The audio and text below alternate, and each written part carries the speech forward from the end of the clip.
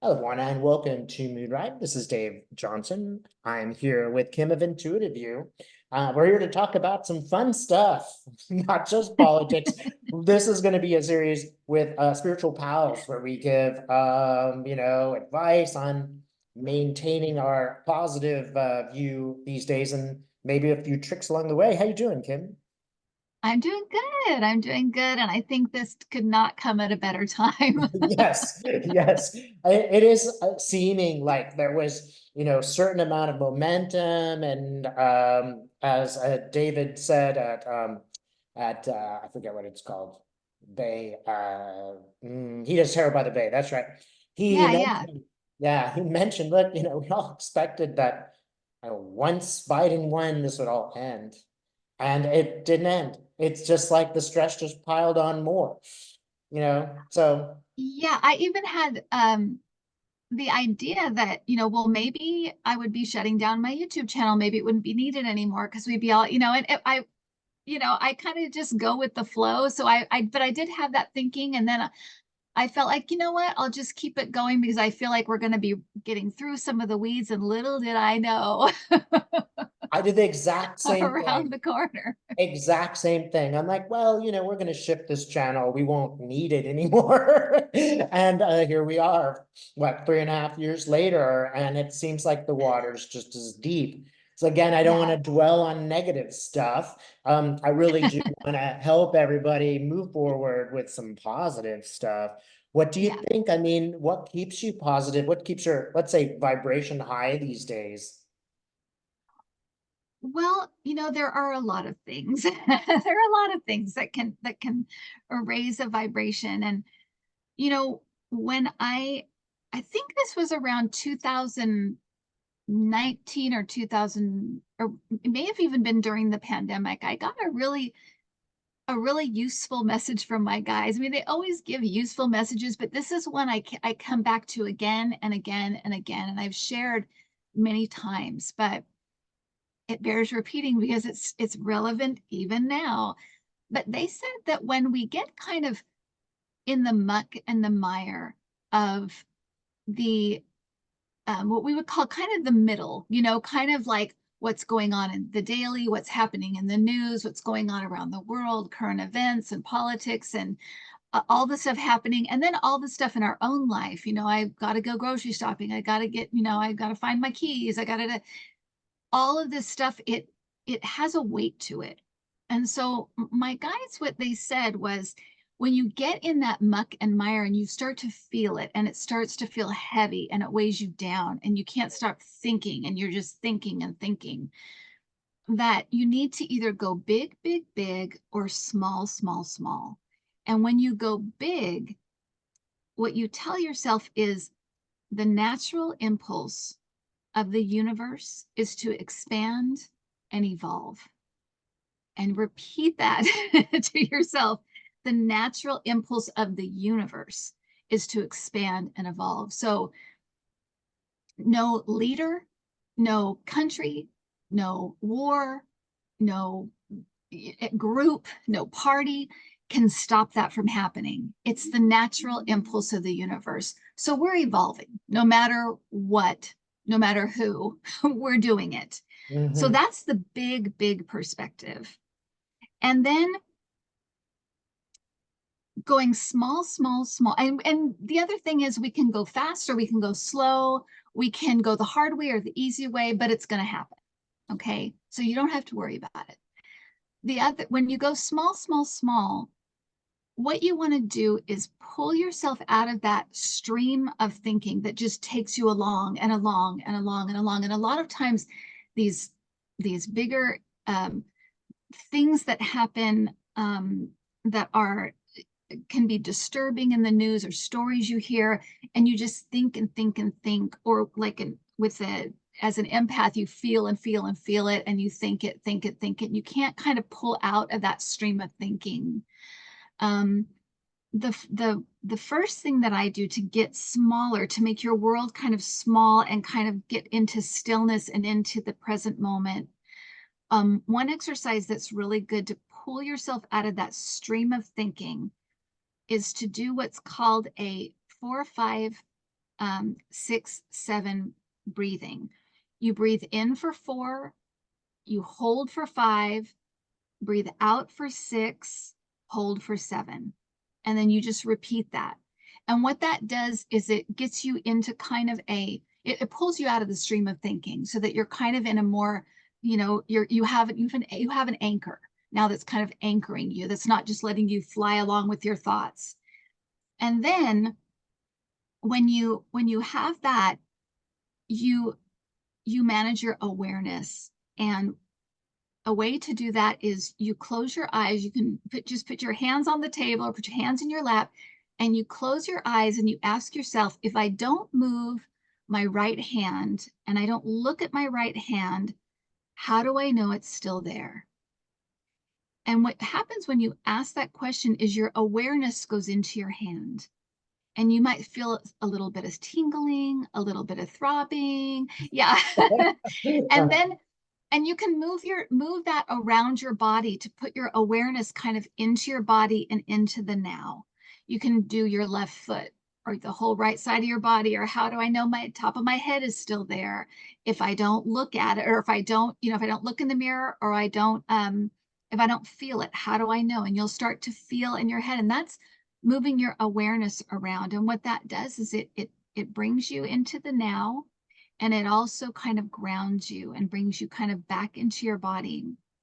And then once you're out of that stream of thinking and you're kind of in a now mode, then you can do exactly what you were just talking about. Open your toolbox, and right now you can make a list of all the little things that just bring you joy, and nothing is too little. A song, a favorite, cooking a favorite dish, going and sitting in your garden, sitting with your pets. Make a list, and then at that point, pull out that list and do something on the list. And that will do all of those things that you want to do when you're in that frenzied, I don't know what's going to happen kind of mode. You're kind of bringing in and coming small, and then you kind of lift that vibration.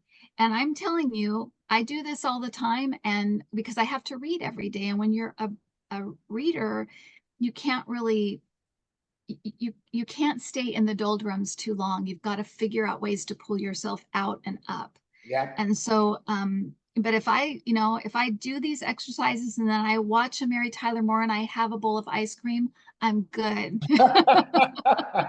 My vibration is up. Well, it's really interesting because you just keyed in on things that I gotta do before and after a reading. I find actually I'm doing more. I always did it before, but now I'm starting to do afterwards, and some of them do include breathing techniques. It's interesting, Kim and I do similar work. We haven't spoken in a little while, but now, of course, we're doing similar new work. It does not surprise me at all. Great.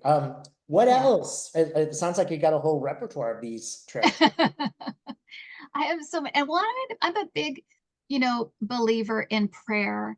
When something happens on the other side of the world, it's our instinct to feel empathy and, oh my gosh, isn't that awful? And that's being human. That's feeling someone else's pain, and that's a good thing. That's a part of our human empathy that needs to be, really honored and recognized. But at some point, it doesn't really do anybody good that's having a difficult time for you just to feel bad. Yeah. At some point, you do need to move out of that, and being able to kind of recognize that, if there's a war going on and you want peace, then be peaceful in your life. If there is hate going on around, different areas of the United States or in other parts of the world, be loving. That's the best thing you can do.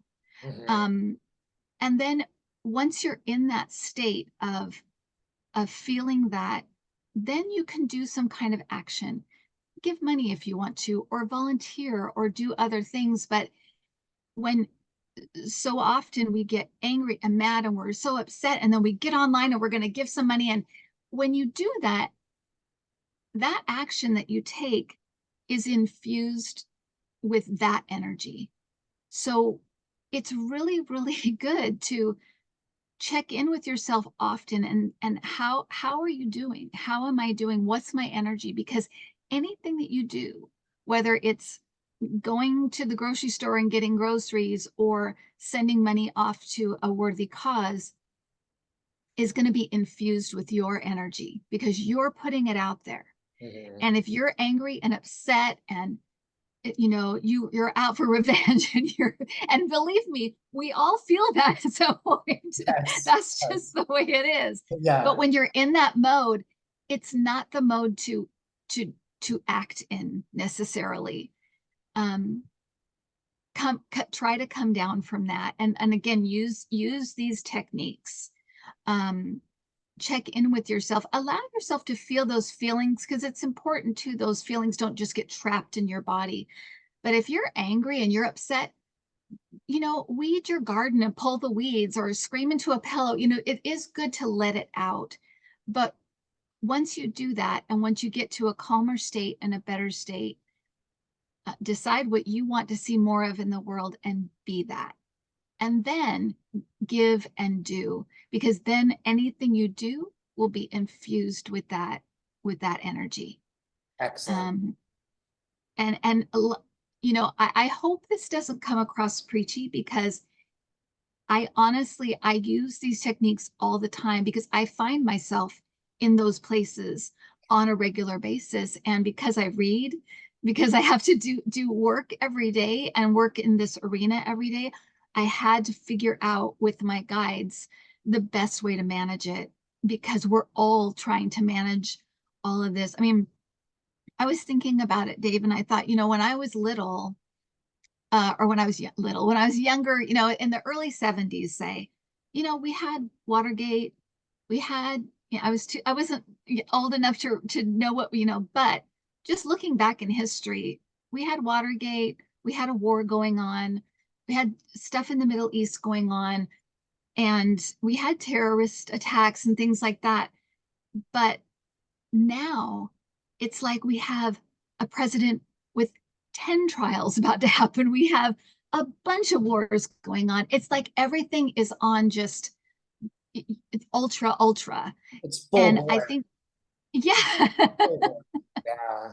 Mhm. And so I think that, and so it's not, and we have access to all of it with the 24-hour news cycle. That's another thing we didn't have back then. So we weren't bombarded with it all day, every day.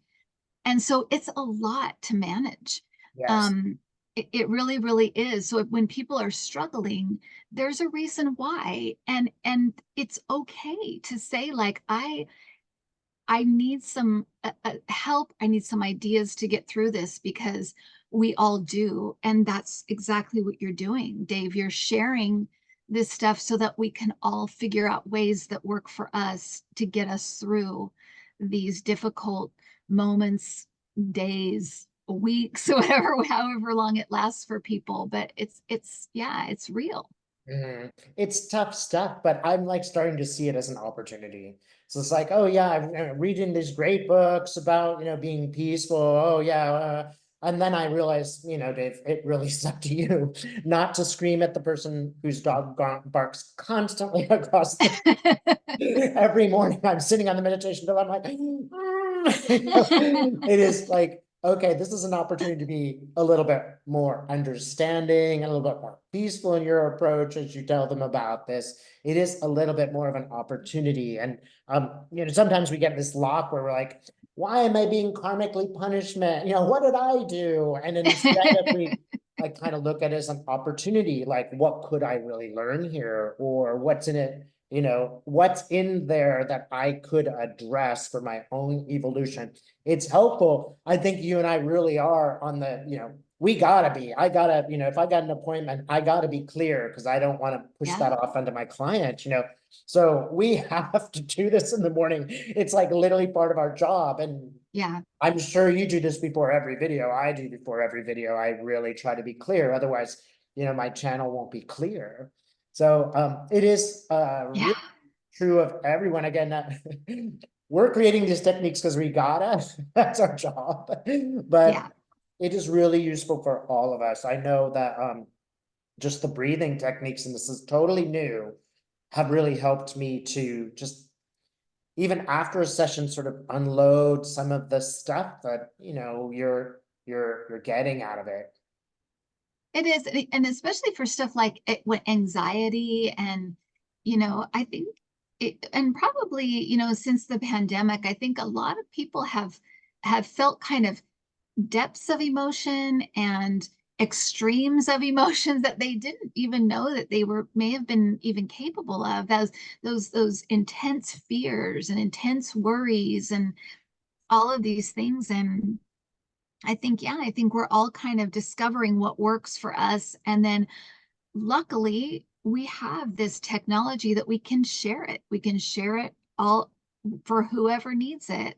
The other thing I wanted to point out and that you brought up, Dave, is that, you know, humans don't learn big lessons or learn, major lessons through uh, joy and fun. We learn through adversity. We learn through suffering. We learn that's where we have our biggest breakthroughs, our biggest jumps in our spirituality, our biggest jumps in our abilities. It's through the hardship. It's not through fun, happy times. And so with all of this stuff going on all over the world, it seems like on overdrive, what is happening is that more and more and more people are waking up, they're awakening, they're turning to spirituality, they're finding the grace in that we get kind of led to through these dark times. Um, we reach it eventually. Usually there's a horrible thing happens. We have some kind of, like you said, kind of woe is me, why is this happening? We moved through some kind of dark night of the soul, and then there is the crack or the light of grace that finally pops through, and we're at a different level. we've Mhm. we've we've reached another level of our spirituality or another level of our abilities. Or so there's a reason for all of this. It's not just, everyone just go crazy. It really is a mass awakening that's Yes. happening. We just happen to Humans learn through adversity. This is how it happens. Right. Yeah. And I also noticed that the political reaction to that is one of fear. Like, who are all these people waking up right now? And I really clamped down on it. And I think that Yeah. explains a lot of the past few years is this power, this, sort of magic shift is happening, which is triggering everybody, including all those people who are like, no, put this back in the box. Right. I understood this world perfectly and it works like this. And I mean, that's the Yeah. of conservatism is that it worked like this in the past. That's the way we're going to keep it. We don't want to change anything. I don't see how that's possible anymore. So I Right. think people really are shifting. And I also think it's a pleasant way of looking at all the things and saying, it really isn't all bad. It Right. really is just an opportunity for us to step in and maybe find our Right. own way. Some things may not work for me, but they might work well for you.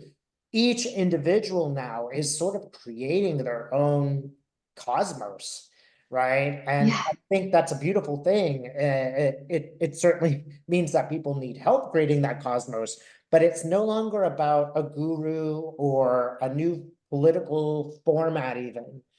It really is Right. about the individual and what works for you and taking those things. And, the whole idea of the new age is you're supposed to take things from one religion that work for you, leave the rest.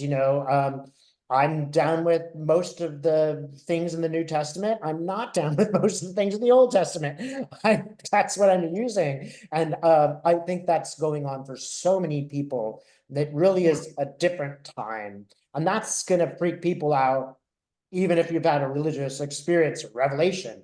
I have, and things didn't necessarily become very simple after that. I looked at Right. things in a different way, but it wasn't like I suddenly stopped having problems, you know. Yeah, I mean, growth is hard because when you're growing into one area, it opens up a whole new, oh, I didn't know all this, and now I have to figure this out. And I even think, some of the things that, we think of more conservatism as being like the ones who don't want to change, who don't like change, and don't want to move into this. But I think there's also stuff that um, uh, other people in other political spheres, we thought stuff was kind of working, and now we're finding out stuff like our justice system is kind of messed up, and Yeah, certain things that we yeah, thought, oh, this really works well, and then it's like, wait, it works for this guy different than this guy. What is going right. on? And so there's just it is a it's a mass awakening, not just for the people you think, well, they should be awake.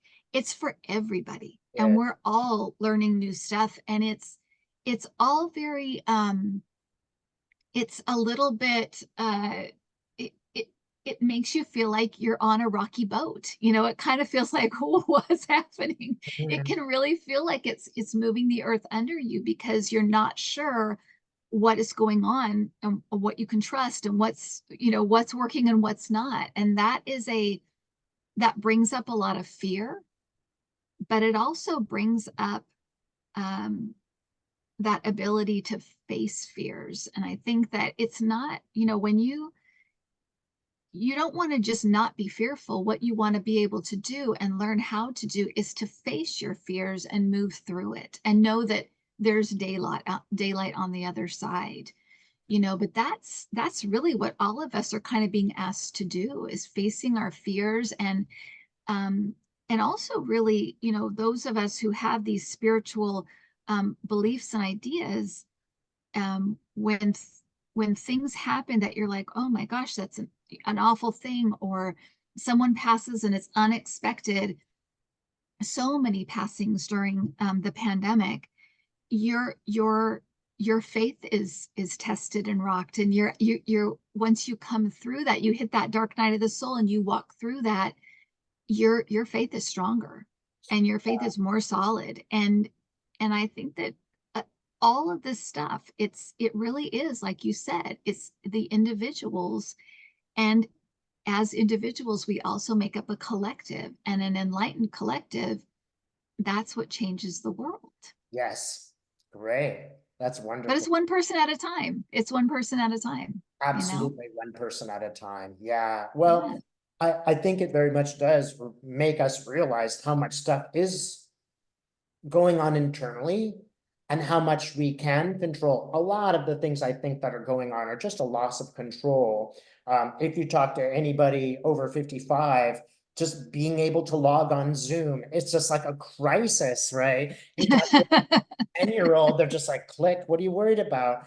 And I think for a lot of us, I'm somewhat in this space yeah, too. It's just like, here's this medium and I don't know how to use it. And I have to depend on someone else to help me use it. And that's just right, not a position that I'm used to being comfortable with, especially when that person's like 40 years younger than me and they're wagging their finger and rolling their eyes. There's right.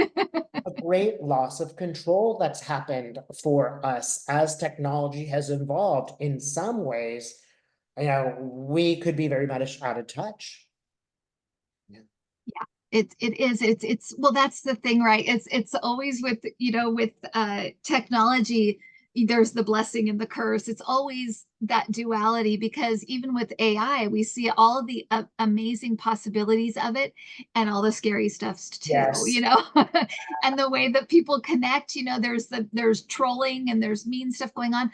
But I am always heartened by the love and support and the good vibes being put out through, through whatever it is, Facebook or all of these places. They all have the good stuff and the not so good stuff. And that is where kind of your own managing your own perspective, cut off the stuff you don't want to see. Don't look at the news every day. Take it in manageable doses. And like I said at the beginning, with kind of going big, big, big, or small, small, small, when you find yourself stuck in that mire, remind yourself that we're evolving. They can't do anything. Nobody can do anything about that. It's going to happen. It's Yeah. gonna happen. We may not all be here to see the happy glory days afterwards. That's just our ego anyways, wanting to be here to see it, but it's gonna happen. So rest in that. It's gonna be okay. And then going small to kind of manage your own perspective. I mean, I was talking about the early 70s and kind of the upheaval and all that stuff. In the early 70s, I was riding my bike around the neighborhood, happiest time of my life, and other people wouldn't, same country, same place, but they were having a very different experience because of their perspective and what they could take in and what they were allowing themselves to take in. And if you want to, sit in your garden for the day and get yourself straight and feel those good vibes, or every day for a certain amount of time, and just get yourself in that now state, in your own kind of little perspective that makes you feel like you're connected to something, higher. Because anytime you're in nature, but anytime you're doing something where you feel that flow state, where you're creating, or you're with your pets, or you're with your plants, or you're sitting in your garden, or you're taking a walk in your favorite park, those are the times where you're really connected. You're connected to yourself, to your soul, and your soul is connected to something higher. And when you need to, go to those moments, because that will make you feel like, okay, we've got this, everything's okay. And when your perspective can be a little smaller and a little more real, right? Because I'm not over in this place or over in this place. I'm right here. This is where I am right now. And what can I do from here? You know, I think, yeah, I think it's important. We can't take on the whole world. We can't, we just can't. And so, making sure your own energy is good and clear. And then it will also be, that's also where inspiration comes from, ideas come from. So maybe you'll be, deciding, well, I'll just go work in my garden and be here and now. And as you're working, all of a sudden you get an idea, maybe I'll have a food drive for this particular cause, or maybe I love baking, so maybe I'll bake some cupcakes. We'll do a bake sale. Inspiration and ideas come in from that place, when you connect to yourself, and then that part of yourself that connects to the divine. That's where that stuff comes from. It doesn't come from when you're freaking out and worried and scared and nervous, and you don't have great ideas during that time. When you're yelling at YouTube, it Exactly, doesn't come, exactly. no inspiration comes. Is there something that you do in those moments to like really connect, other than obviously what you've described? Yeah. So when I had a real hard time with, we had a recent story. I won't tell the story, but we had a recent story in the news about a certain governor and her puppy. And it was an animal cruelty story, and it was very upsetting. And as an empath, it's particularly upsetting. Yes. And so, I with, as an empath, you have to be really careful, because things can kind of, it's almost, I always feel like they're kind of, it's almost like they stick to you for a week or several days. It's not just like the next hour or 2 hours. It really Yes. does stick with you. Uh, Yeah. And so, to get out of that, it's good to remind yourself that whatever the thing was that you just heard about, particularly, and usually we're hearing about stuff after it happens, remind yourself that it's not happening now. Because what happens is you hear a story, and then you're replaying that story over and over in your head. And to you, it's like it's happening right now because you're thinking about it, thinking about it. So mm, it's good to remind yourself that, and this was a story in particular that happened 20 years ago. So I would sit and remind myself, this happened 20 years ago. It is not happening now. But I'm here now. So what can I do that would almost neutralize that energy? Is there something I can do now that would neutralize that? Well, first of all, I'm going to get present and clear by going and hugging my pet and just laying with him and being with him and kind of neutralizing that icky energy of animal cruelty, right? I'm diffusing it almost by doing an opposite action.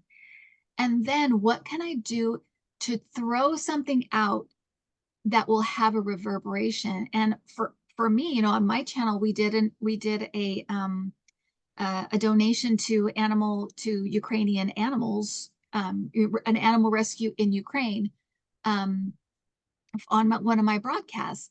But for anybody else, if they don't have a broadcast, they could do so many things. They can give money to a charity. They could go volunteer for a day or a week or a year. They could call your, if it's an animal thing, you could call, your SPCA and say, what is there something you guys are in need of right now? And then figure out a way to help them get it. There's so many things you can do, but being able to kind of get clear first. And I think of it as like, I don't know if that's what you're doing, but like kind of neutralizing that, whatever it was you heard about, Mhm. neutralizing that, and then doing something that will cause a positive reverberation that will kind of just, it's like a ripple effect. Mhm. We all have the power to do that. We all do, even with a prayer. So even if you can't muster anything else, or if you're housebound or bedbound, you can pray. You can pray. You can send out good, positive thoughts. Um, so yeah, so that's what I would say. That's what I do anyway. I had to do it recently. That's how I know. Yeah. Now, can you give us an example of how you pray? Do you do a particular visualization? I do. I mean, a lot of times I kind of, I set first of all, I always start with gratitude. I always say what I'm grateful for. I'm grateful for this. I'm grateful for that. A lot of this goes back to my childhood, just learning how to pray. And when I was in the grew up in the Mormon church, and a lot of that, I use a lot of the things that I learned as a child. It's the same thing, but I'll usually start by saying everything that I'm grateful for, all the people and things that I'm grateful for in my life. And then I I usually ask if it's people and they've done something awful or they are awful. I usually ask for their enlightenment, ask for them to be touched, ask for their hearts to be softened is a big one I use a lot. Yeah. Um, Particularly in government, have their hearts be softened. And I really believe that, I think a lot of people were praying for that for Mike Johnson. And I actually feel like it worked because he ended up giving that aid to the countries that were, Ukraine, in particular, but they were seeking it. His heart was somehow softened to do that. Um, but I usually things like that though. I'll kind of did figure out what the need is and how to put it in a put a spiritual spin on it so that it's more about that rather than, make this person stop saying this or, anything like that. But you Mhm. just, to be enlightened, for their hearts to be softened, for peace to reign over an area, Mhm. for peace to be there, for people to be protected, for children to be protected, for a white light to be, put over a certain area. And I, I have a particular orb video on my channel that um, I put up. It was a long time ago, but I had was, I was here in this room and I was saying a prayer, and it was when a particular bill didn't pass. And I just started to apologize to the African American community in my prayer.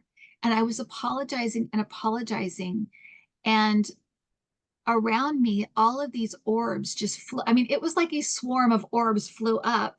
And I could even see them. It was the first time I saw orbs with my actual eyes, and it looked like sparks hitting the ceiling. And at the time, I thought, I'm just tired. I'm going to go to bed. But when I went back and looked at my ring camera, it was just a swarm of orbs just went up. And Mhm. what I learned in that moment was that when you pray from your heart, when you when you apologize from your heart, when you put out some kind of energy and it is heartfelt, it moves energy. Mm-hmm. Something happens. I don't understand all of it, but but you can see it with your own eyes. It does something. Yeah. And so when you have a heartfelt prayer of protect these people, protect these children, help these people, it doesn't just lay flat. It's not nothing. It does something. And when you have a lot of people doing that, a whole country doing that, or a whole group doing that, it makes a difference. It does make a difference. Mm-hmm. So, so that's what I would say is that, neutralize that energy and then put out something that that makes that gives that ripple effect that goes out into the universe and helps. Mm-hmm. It's very empowering. And if you all haven't seen that video, I have. It's really, really impressive and quite beautiful.